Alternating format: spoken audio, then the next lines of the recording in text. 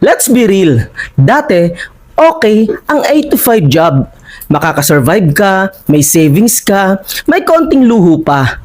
Pero ngayon, kahit anong tipid mo, parang kulang pa rin. Sahod, bayad agad sa bills, tapos groceries, pamasahe, pang-eskwela, emergency. Wala pang isang linggo, ubus na. Tapos, may boss kang demanding at oras mong limitado. At yung passion mo, natatabunan ng pagod. Hindi ka tamad, hindi ka kulang. Pero ang sistema, hindi na bagay sa goals mo ngayon. Ito lang ang tanong, hanggang kailan ka maghihintay bago ka gumawa ng bagong paraan? Kasi kung hindi ka kikilos ngayon, 5 years from now, baka andyan ka pa rin.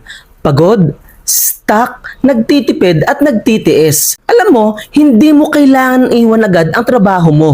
Pero kailangan mong buksan ang isip mo sa ibang possibilities. Magdagdag ng skill, mag-explore, start with small shifts. Kasi doon nagsisimula ang lahat. Kung relate ka dito, pause ka muna today. Mag-journal ka.